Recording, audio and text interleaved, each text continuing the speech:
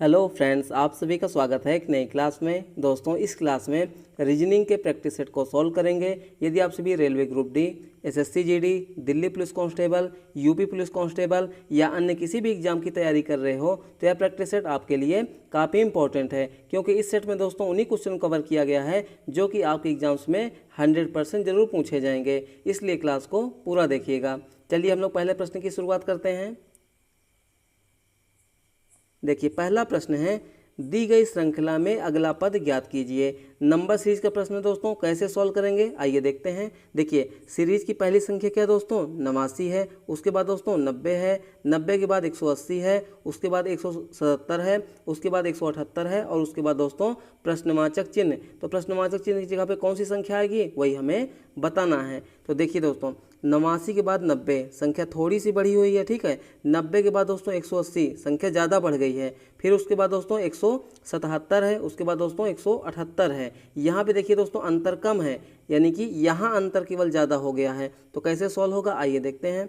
देखिए, 89 दी गई है पहली संख्या, ठीक है। उसके बाद दोस्तों क्या है, 90 है। 90 के बाद क्या है, 180 है, ठीक है। उसके बाद देखिए 177 है, ठीक है। उसके बाद दोस्तों कितनी है, 178 है और उसके बाद प्रश्नवाचक चिन्ह है।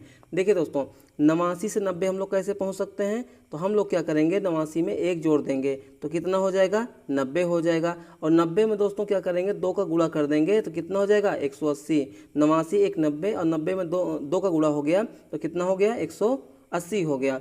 उसी प्रकार से यहाँ देखिए दोस्तों 177 है, 177 से 178 हो गया, ठीक है ना। तो यहाँ पे दोस्तों क्या हुआ, +1 हुआ है। क्या हुआ है, +1 हुआ है। और आगे क्या हो जाएगा, 178 में हम लोग दोस्तों गुणा करेंगे 2 का, कितने का, 2 का। तो 178 × 2 कितना हो जाएगा, गुणा करके देखिए, 8 दूना 16 के 6 हासिल 1 हो जाएगा, 7 दूनी 14 1 15 5 हासिल 1 हो जाएगा, 2 1 9 2 1 3। यानी कि इस प्रश्न का हमारा बिल्कुल सही उत्तर क्या हो जाएगा, 356, जो कि ऑप्शन नंबर बी में है। तो ऑप्शन नंबर बी इस प्रश्न का दोस्तों सही जवाब हो गया। इसमें नया पैटर्न लागू हुआ है, यह यूपीएसआई का पूछा गया क्वेश्चन है। देखिए नमाज इसमें क्या हुआ गया है कि ग्रुप बना लिया गया, मतलब कि 89 90 180 का एक ग्रुप बन गया। उसके बाद दोस्तों 177 178, उसके बाद दोस्तों कौन सा संख्या आएगा वही हमें बताना था। तो यहाँ पे क्या हुआ, पहले 1 जोड़ा गया, फिर उसके बाद क्या हुआ, 2 का गुणा किया गया। तो दूसरे वाले ग्रुप में क्या हो जाएगा, तो 177 से 178 1 जोड़ा गया है, तो आगे क्या हो जाएगा, 2 का गुणा हो जाएगा।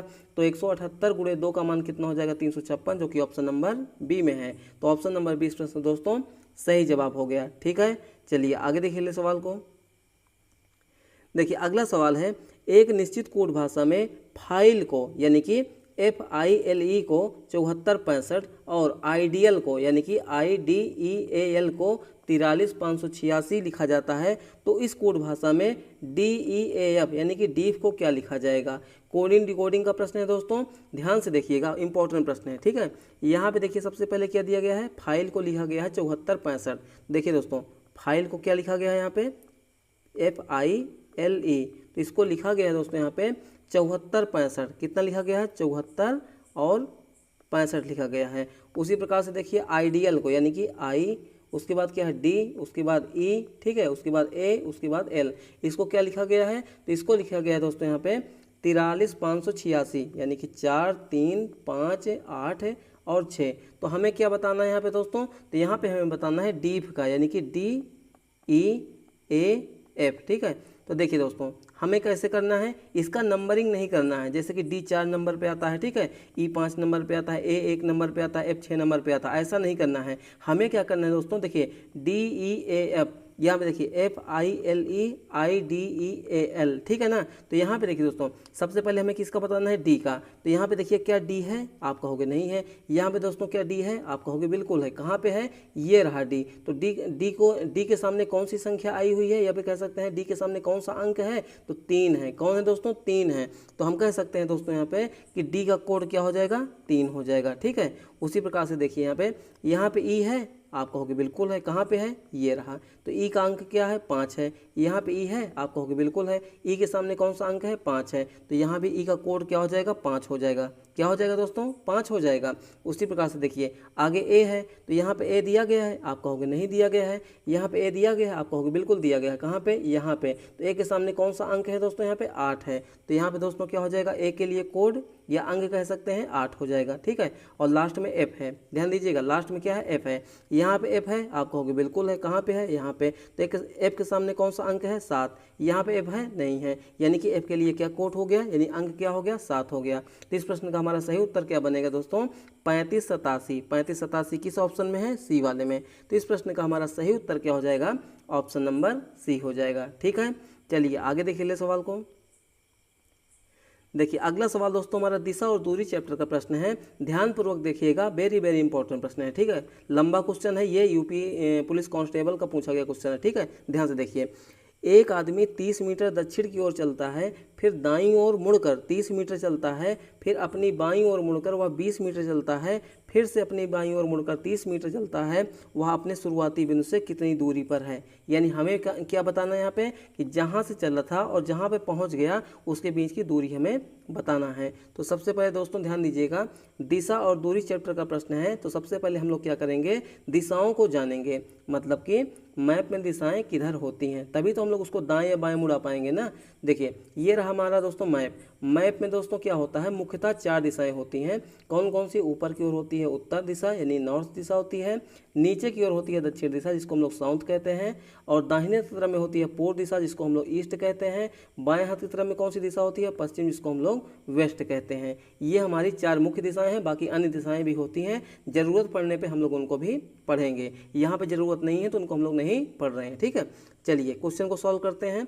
सबसे पहले देखिए, एक आदमी क्या करता है कि 30 मीटर दक्षिण की ओर चलता है। क्या करता है, 30 मीटर क्या करता है, दक्षिण की ओर चलता है। तो मान लीजिए दोस्तों ये है ए पॉइंट, क्या है दोस्तों, ये है मान लीजिए ए पॉइंट, ठीक है। ए पॉइंट से चला है दक्षिण की ओर का मतलब क्या हो गया, नीचे की ओर ना। तो नीचे की ओर कितना चलेगा, ये चलेगा दोस्तों लगभग 30 मीटर। कितना चलेगा, 30 मीटर। उसके बाद दोस्तों क्या किया उसने, ध्यान से देखिएगा, दाईं ओर मुड़ता है। क्या करता है, दाईं ओर मुड़ता है और कितना चलता है, 30 मीटर चलता है। तो यानी कि दक्षिण का दायां क्या हो जाएगा, तो दक्षिण का दायां हो जाएगा दोस्तों यहाँ पे पश्चिम। क्या हो जाएगा, पश्चिम। गलती से आप लोग यहाँ पे पूरब मत घुमाइएगा कि दायां है तो अपने हाथ का दायां कर दीजिएगा, क्योंकि ये बात है नीचे की ओर यानी कि दक्षिण की ओर, तो अपने हाथ का जस्ट उल्टा हो जाएगा। जैसे क्वेश्चन में कहा गया है दाईं ओर मुड़ाइए, तो आप अपने हाथ का मुड़ा दीजिएगा बाईं ओर। ये बात तब की है जब वह दक्षिण दिशा की ओर अग्रसर है, मतलब चल रहा है तो, ठीक है।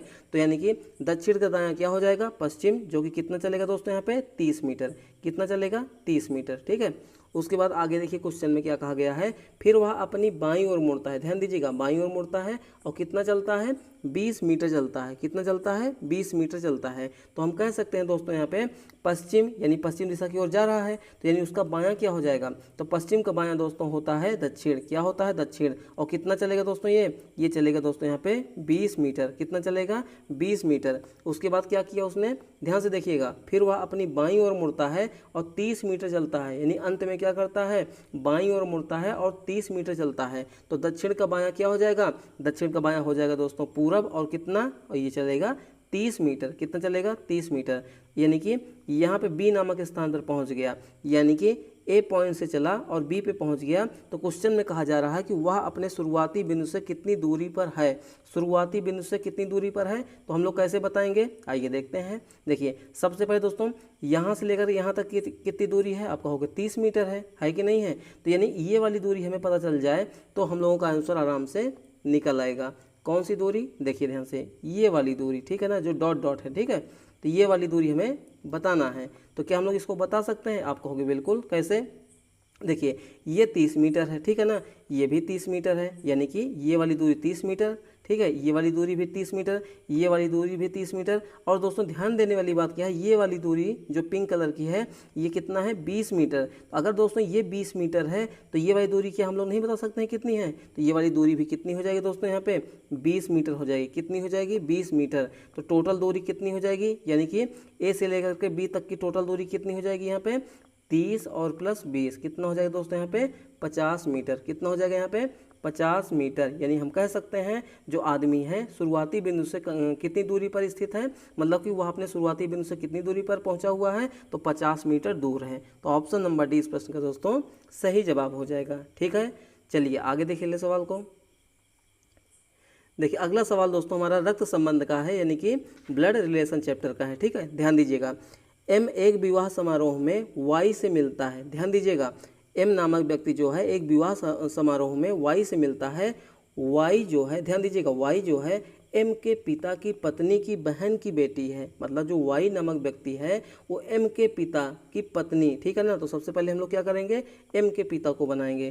ध्यान से देखिएगा, जो एम है उसका कोई होगा पिता, ठीक है ना, उसका कोई क्या होगा, पिता होगा। और पिता की दोस्तों क्या हो जाएगी यहाँ पे, पत्नी हो जाएगी। क्या हो जाएगी यहाँ पे, पत्नी हो जाएगी। ठीक है, ध्यान दीजिएगा, ये हो जाएगी पत्नी, ठीक है ना। पत्नी की कौन है यहाँ पे, देखिए ध्यान से, हाँ यहाँ पे देखिए अब हमारा हो गया। देखिए वाई एम के पिता की पत्नी की बहन, यानी कि इसकी पत्नी की कौन, बहन, बहन की बेटी कौन हो जाएगी, यानी बहन की बेटी हो जाएगी यहाँ पे वाई। कौन हो जाएगी, वाई। अब क्वेश्चन में कहा जा रहा है एम वाई का है, मतलब एम जो है वाई का क्या लगेगा।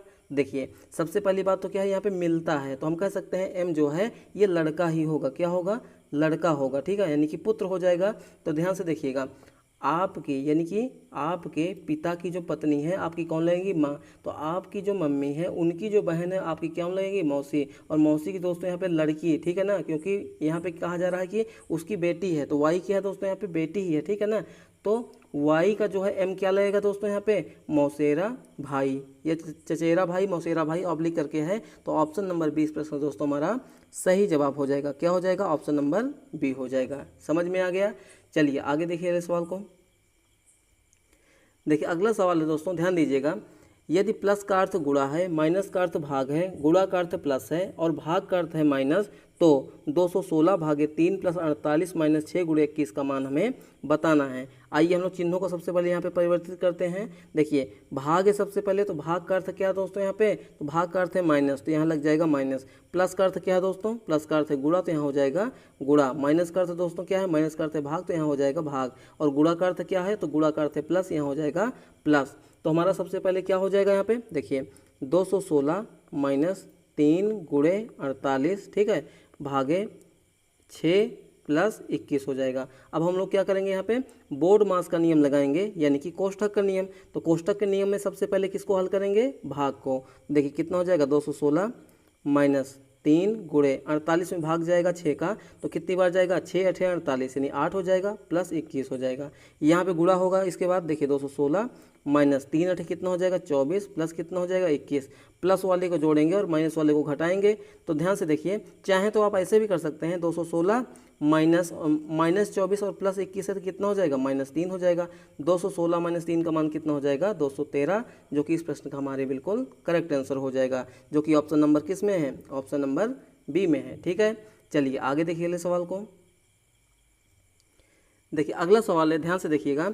दी गई श्रृंखला में असंगत छवि ज्ञात कीजिए। यहाँ पे दोस्तों क्या है, एक वर्ग बनाया गया है। ध्यान से देखिए, वर्ग को क्या है, डायगोनल मतलब कि विकर्ण के रूप में यहाँ पे देखिए 2 भागों में विभाजित किया गया है। ऊपर वाले भाग में क्या है, अंग्रेजी वर्णमाला के ABCD के अक्षर दिए गए हैं और नीचे दोस्तों क्या है, सभी में संख्याएं दी गई हैं। तो हमें क्या करना होता है ऐसे प्रश्नों में दोस्तों, ऊपर वाले जो अक्षर दिए गए हैं ABCD के और जो अंक हैं इनमें रिलेशन को बताना होता है। तो कैसे बताना है, आइए हम लोग देखते हैं।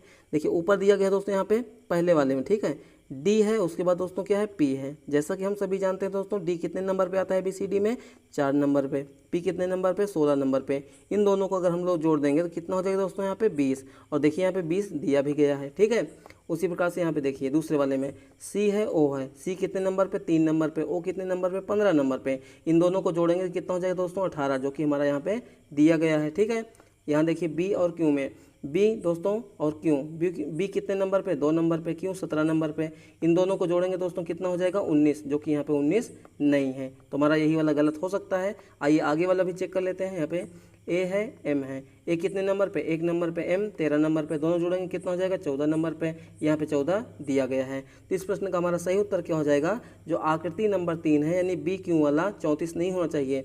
यहाँ पे क्या कर दिया दोस्तों, गुणा कर दिया है, मतलब 2 गुणे 17 का मान यहाँ पे 34 है, जबकि सभी में यहाँ पे देखिए जोड़ा गया है। ठीक है, समझ में आ गया। तो इस प्रश्न का हमारा सही उत्तर क्या हो जाएगा, मतलब असंगत छवि कौन सी हो जाएगी, यानी विषम आकृति कौन हो जाएगी, आकृति नंबर 3, जो कि ऑप्शन नंबर बी में है। तो ऑप्शन नंबर 20 इस प्रश्न का दोस्तों सही जवाब हो जाएगा। ठीक है, चलिए आगे देखिए।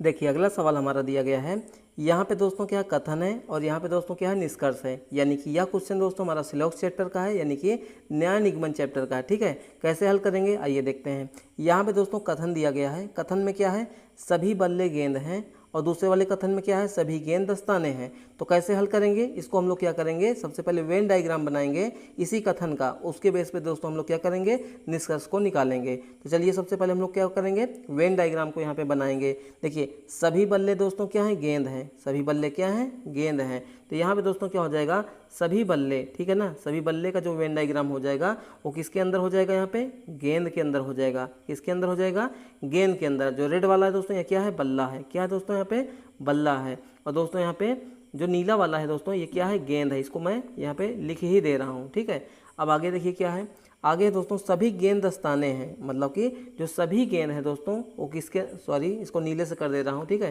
देखिए सभी गेंद किसके अंदर हो जाएंगे दस्ताने वाले वेन डायग्राम के अंदर। ठीक है ना, जो ग्रीन वाला है दोस्तों क्या है ये है दस्ताना। ठीक है, अब निष्कर्ष देखिए, निष्कर्ष में क्या है कुछ दस्ताने बल्ले हैं। देखिए दस्ताना कहाँ पे है ये है, बल्ला कहाँ पे है रेड वाला। ये बताइए कि बड़े वाले को क्या बनाया जा रहा है छोटा बनाया जा रहा है, लेकिन रिलेशन किसका है दोस्तों यहाँ पे कुछ है। अब ध्यान से देखिएगा सभी दस्तानों के अंदर दोस्तों क्या है बैट है कि नहीं है। तो भाई जब सभी दस्तानों के अंदर बैट है तो जो बैट होंगे उसमें से कुछ तो दस्ताने होंगे ना। तो यहाँ पे कहा भी जा रहा है कि कुछ दस्ताने क्या हैं बल्ले हैं, तो पहला वाला हमारा क्या हो जाएगा सही हो जाएगा। ठीक है, दूसरा देखिए सभी बल्ले दस्ताने हैं, बल्ला कहाँ दोस्तों ये रहा बल्ला। ठीक है ना, दस्ताना कहाँ पे है ग्रीन वाला। देखिए ग्रीन वाले मतलब दस्ताने वाले वेन डायग्राम के अंदर पूरा पूरा क्या है दोस्तों यहाँ पे बैट है यानी बल्ला है, तो सभी बल्ले क्या हैं दस्ताने हैं। तो ये वाला भी हमारा सही हो जाएगा। तो इस प्रश्न का दोस्तों हमारा सही जवाब क्या हो जाएगा ऑप्शन नंबर बी, निष्कर्ष 1 और 2 यहाँ पे दोनों उपयुक्त हैं। ठीक है, समझ में आ गया। चलिए आगे देखिए सवाल को। देखिए अगला सवाल है दोस्तों, ध्यान दीजिएगा, नीचे एक कथन और बाद में, यहाँ पे सी नहीं होगा कुछ और होगा। देखिए नीचे एक कथन और यहाँ पे दोस्तों क्या है 4 हो सकता है, यहाँ पे कुछ मिस्टेक हो गया है, ये होगा 4 विकल्प होंगे। ठीक है, देखिए नीचे एक कथन और बाद में 4 विकल्पों में, यहाँ पे कुछ मिस्टेक है। देखिए नीचे एक कथन और विकल्पों में से 4 निष्कर्ष दिए गए हैं, बताएं कि कौन सा निष्कर्ष दिए गए कथन के आधार पर सत्य है। यानी कि यह क्वेश्चन दोस्तों हमारा कोडेड इनइक्वालिटी चैप्टर का है, यानी कि असमानता चैप्टर का है। ठीक है, यहाँ पे दोस्तों क्या कथन है कोड रूप में है। कोड का मतलब दोस्तों क्या हो गया, यहाँ पे कुछ चिन्हों का प्रयोग किया गया है, इसका मैं अभी आपको मतलब समझाता हूँ। ठीक है, और 4 निष्कर्ष निकाले गए हैं, तो कौन सा यहाँ पे सत्य माना जाएगा। ठीक है, कैसे हल करेंगे आइए देखते हैं। सबसे पहले दोस्तों हम लोग क्या करेंगे चिन्हों को जानेंगे। देखिए अगर दोस्तों ये वाला चिन्ह होता है इसका मतलब क्या होता है, ये देखिए ध्यान से, जिस साइड में ये मुख खुला हुआ होता है ये होता है बड़ा, और जिधर चोंच टाइप में होता है ये होता है छोटा। ठीक है ना, यानी कि ये हो जाएगा बड़ा और ये हो जाएगा छोटा। अगर ये ऐसे हो जाएगा तो ये हो जाएगा बड़ा और ये हो जाएगा छोटा।